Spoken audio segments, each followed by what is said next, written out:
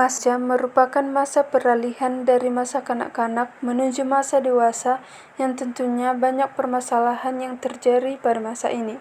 Setiap periode perkembangan memanglah memiliki permasalahannya sendiri, tetapi permasalahan pada masa ini lebih sulit, karena remaja dituntut untuk bisa menyelesaikan permasalahan yang dihadapinya sendiri. Berbeda dengan masa kanak-kanak yang dibantu oleh orang tua mereka. Pada masa ini juga, seseorang mulai mencari identitas dirinya dengan berbaur dengan lingkungan sekitar dan dengan teman sebayanya. Tidak semua remaja mampu bersosialisasi dengan baik. Salah satu permasalahan yang sering dialami remaja adalah kecemasan pada dirinya sendiri.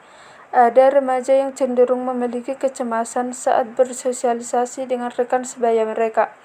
Salah satu penyebabnya adalah rendahnya self-regulation pada diri remaja. Nah, beberapa cara yang dapat dipakai untuk mengatasi kecemasan pada remaja adalah sebagai berikut.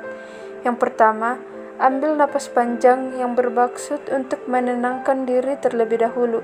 Yang kedua, berpikir positif. Yang ketiga, lampiaskan cemas dengan berolahraga. Yang keempat, berbicaralah dengan orang lain. Yang kelima, lakukan hal yang membuat kamu senang. Yang keenam, berani menghadapi rasa cemas itu sendiri. Yang ketujuh, melakukan hal-hal yang baru. Dan yang terakhir, mencari jalan keluar dari rasa cemas itu sendiri agar diri merasa tenang dan perlahan rasa cemas itu akan hilang. Orientasi masa depan merupakan kemampuan seorang individu untuk merencanakan masa depan yang merupakan salah satu dasar dari pemikiran seorang manusia. Selain itu, orientasi masa depan ini menggambarkan bagaimana seseorang memandang dirinya sendiri di masa mendatang. Gambaran tersebut membantu seseorang dalam menempatkan dan mengarahkan dirinya untuk mencapai apa yang ingin diraihnya. Penelitian yang dilakukan oleh Plante pada tahun 1997 menunjukkan bahwa self-esteem memiliki pengaruh terhadap orientasi masa depan. Individu dengan self-esteem yang tinggi akan lebih memikirkan orientasi masa depan pendidikannya. Lalu Nurmi pada tahun 1991 mengatakan bahwa semakin tinggi harga diri atau self-esteem remaja, maka semakin tinggi orientasi pendidikan masa depan remaja. Skinner pada tahun 1998 mengemukakan bahwa remaja yang memiliki tingkat self-evaluasi tinggi, ia memiliki nilai lebih dalam menentukan tujuan mereka secara konkret, membentuk rencana yang logis, dan merasa tertantang untuk mencapai tujuan. Selain itu, Bandura pada tahun 1996 menegaskan bahwa semakin tinggi tingkat self-evaluasi, maka akan memiliki cita-cita yang lebih tinggi pula dan juga komitmen dalam mencapai cita-cita tersebut.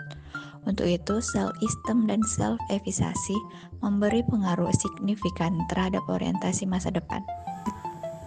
Menurut Nathaniel Branden, self-esteem adalah keyakinan dalam kemampuan untuk bertindak dan menghadapi tantangan hidup ini.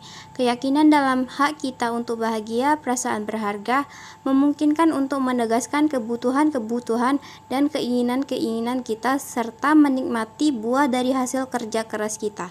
Self-esteem merupakan salah satu faktor keberhasilan individu dalam kehidupannya karena perkembangan self-esteem pada seorang remaja akan menentukan keberhasilan maupun kegagalan di masa mendatang. Sebagai penilaian terhadap diri sendiri, maka pengembangan self-esteem menjadi bagian penting dalam pendidikan karena diharapkan mampu memproses penemuan konsep diri positif pada jiwa anak. Self-esteem adalah evaluasi individu untuk mengubah atau untuk pengembangan keterampilan sosial, fisik, dan akademis. Untuk anak usia sekolah, self-esteem terus terpengaruh terutama oleh orang-orang penting dalam kehidupan mereka. Proses perkembangan self-esteem dimulai dengan hubungan interpersonal dalam keluarga yang secara bertahap terpengaruh dari sekolah dan terpengaruh dari masyarakat yang lebih luas, di mana individu memilih untuk tinggal dan bekerja yang berakhir pada potensi mereka. Untuk sejauh mana individu menjadi penentuan nasib sendiri. Untuk itu, self-esteem menjadi salah satu faktor yang terpengaruh terhadap masing-masing diri siswa, yang berimplikasi terhadap proses pembelajaran di sekolah. Dengan memiliki self-esteem yang tinggi, dapat mencegah siswa untuk melakukan hal-hal negatif dalam meraih prestasi belajar.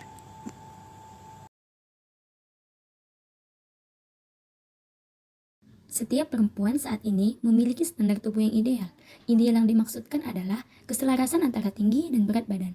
Hal ini membuat mereka melakukan sebuah upaya dalam meningkatkan atau mengubah penampilannya. Menurut Burns, self-concept adalah suatu gambaran campuran dari apa yang kita pikirkan mengenai bagaimana orang lain berpendapat tentang diri kita dan seperti apa diri yang kita inginkan. Seseorang yang memiliki self-concept positif dapat disamakan dengan evaluasi diri positif, penghargaan diri positif, perasaan harga diri positif, dan penerimaan diri positif. Sebaliknya, seseorang yang memiliki self-concept yang negatif dapat disamakan dengan evaluasi diri yang negatif, membenci diri, perasaan rendah diri, dan tiadanya perasaan menghargai pribadi, serta penerimaan diri. Untuk itu, berdasarkan hasil penelitian, berdasarkan jurnal yang kami teliti, kami mendapatkan bahwa hubungan positif antara citra tubuh dengan self-concept. Nilai positif pada koefisien korelasi menunjukkan adanya hubungan yang searah antara variabel self-concept dan citra tubuh, sehingga dapat disimpulkan bahwa jika seseorang yang memiliki self-concept positif, maka akan cenderung memiliki citra tubuh yang positif. Sebaliknya, seseorang yang memiliki self-concept negatif, maka akan cenderung memiliki citra tubuh yang negatif pula. Untuk itu, self-concept memiliki pengaruh yang cukup besar terhadap citra tubuh pada mahasiswi. Untuk mengatasi masalah self-concept dan citra tubuh yang mungkin mengkhawatirkan, berikut beberapa saran yang dapat kami ajukan.